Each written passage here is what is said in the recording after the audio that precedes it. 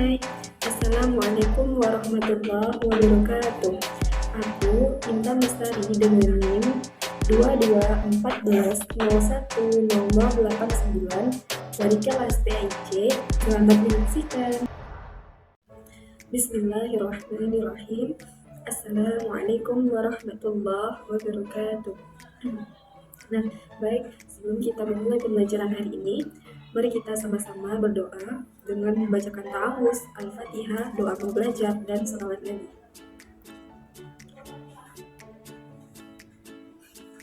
Nah, baik. Sekarang kita akan membahas mengenai taubat. Nah, taubat sebagai fondasi perjalanan rohani. Nah, sebelum itu, tentu kita harus mengetahui dahulu nih, apa itu definisi dari taubat. Nah, jika kita lihat taubat tadi, itu ada secara bahasa dan juga secara istilah. Taubat berasal dari kata taba, yang tubuh, taubatan. Nah, yang berarti rujuk atau kembali. Nah, atau kembali dari satu jalan yang sudah jauh dari Allah kepada jalan yang kepada Allah.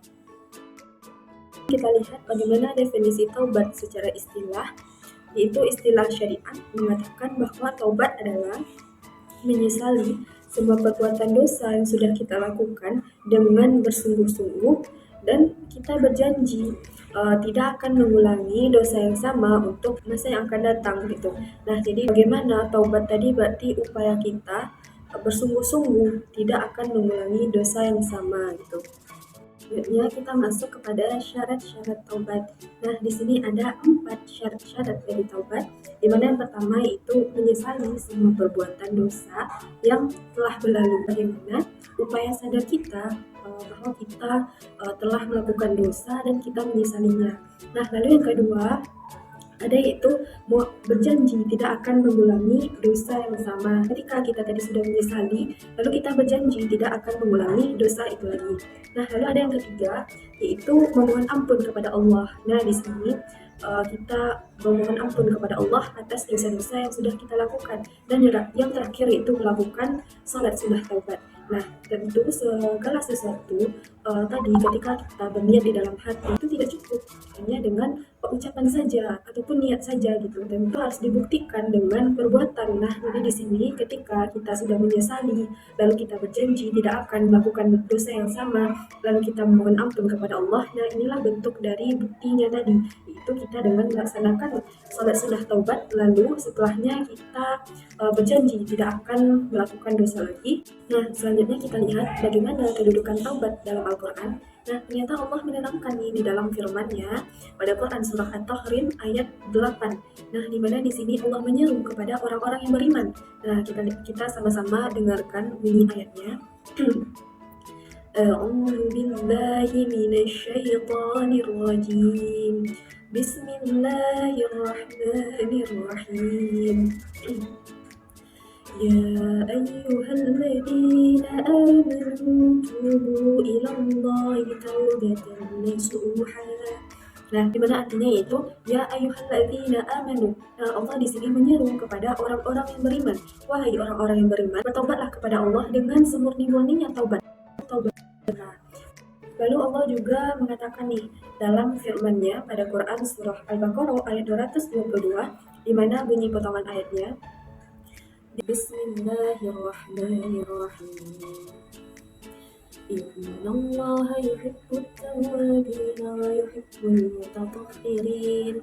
Yang artinya, kita lihat pada awal ayatnya Allah mengatakan innallaha, sungguh Allah tidak mencintai orang-orang yang berbuat taubat, orang-orang yang melakukan taubat, dan orang-orang yang menyucikan diri. Allah tadi lagi menyukai seseorang yang berbuat maksiat tapi dia bertaubat, daripada seseorang yang dia tampak soleh tapi dia tidak pernah merasa salah. Nah, lalu selanjutnya itu apa keutamaan dari taubat gitu. Nah, kenapa kita harus melakukan taubat?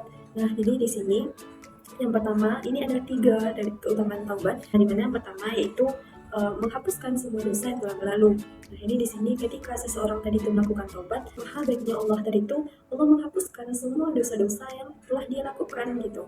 Nah, lalu yang kedua mendatangkan ridha Allah. Nah, ketika seseorang tadi itu melakukan taubat, kita juga sudah bahas nih pada ayat sebelumnya, di mana Allah tadi itu mencintai orang-orang yang bertaubat. Nah, tentu ketika Allah mencintai hamba tadi itu, Allah ridho berarti terhadap kita gitu. Lalu ada yang ketiga, yaitu menenteramkan hati dan juga menenteramkan jiwa. Nah, dimana ketika kita tadi itu pasti akan merasakan perbedaan sebelum kita melakukan taubat, setelah kita melakukan taubat. Nah, lalu di sini terakhir ini ada sebuah kisah inspiratif yang dari kisah ini banyak sekali pelajaran yang bisa kita ambil. Nah, di mana pada masa dulu ada seorang pemuda yang sudah membunuh 99 orang. Nah, terbayang nggak nih bagaimana ternyata dia tadi itu bisa-bisanya loh membunuh 99 orang gitu. Namun pada suatu hari terbesiklah di dalam hati seorang pemuda tadi itu dia ingin bertaubat gitu, menyesali semua perbuatan-perbuatan dosa yang sudah dia lakukan. Lalu dicarinya lah seorang yang bisa dia tanya gitu, apakah dia masih bisa untuk bertaubat. Nah, ditemuilah seorang rahib. Nah, lalu pada rahib tersebut dia sudah menceritakan bagaimana dia sudah membunuh 99 orang. Lalu dia bertanya kepada sang rahib, apakah taubatnya masih bisa diterima? Lalu sang rahib mengatakan tidak. Nah, setelah dia mengatakan tidak, langsunglah sang rahib tadi dibunuh oleh pemuda tadi. Sehingga jadilah 100 orang yang sudah dibunuh oleh pemuda tadi. Nah, lalu karena dia masih merasakan di dalam hatinya tadi itu rasa penyesalan setelah dia membunuh 100 orang, dia mencari lagi seseorang yang bisa dia tanya. Nah, bertemulah dia seorang alim. Lalu dia juga menceritakan bagaimana dia sudah membunuh 100 orang kepada sang alim tadi. Lalu dia bertanya, apakah taubatnya diterima ketika dia bertobat gitu. Lalu sang alim menjawab, ya. Jadi kita lihat jawabannya tadi itu berbeda dengan jawaban rahib tadi. Itu apa yang terjadi? Ternyata pemuda tadi merasakan senang gitu. Inilah taubat yang dulu itu. Atau terima. Lalu sang alim ulama menyuruh pemuda tersebut untuk pergi ke daerah di mana itulah di situ alim-alim, para ulama. Nah, lalu pemuda tadi mengikuti perintah dari sang alim tadi dengan melakukan perjalanan ke daerah tersebut. Nah, lalu apa yang terjadi? Ternyata di tengah perjalanan pemuda tersebut meninggal. Nah, dari peristiwa tersebut dapat kita ambil kesimpulan ternyata dari suami itu Allah mengampuni hambanya, bahkan seorang tadi yang sudah membunuh 100 orang tapi ternyata tempatnya surga gitu. Nah, karena niatnya tadi itu, jadi Allah tidak melihat bagaimana seseorang tadi itu ketika dia ingin bertaubat, lalu dia harus melakukan dulu ibadah gitu. Tapi tidak, tapi di mana Allah tadi itu melihat bagaimana niat di dalam hati pemuda tadi. Nah, ini di sini bagaimana Allah melihat kesungguhan dari pemuda tadi itu untuk bertaubat, lalu Allah hadiahkanlah surga. Jadi pemuda tadi wafat dalam keadaan husnul khotimah. Nah, baik, inilah penutup dari pembelajaran kita hari ini. Terima kasih atas waktunya. Disudahi dengan wabillahi taufiq wal hidayah. Assalamualaikum warahmatullahi wabarakatuh.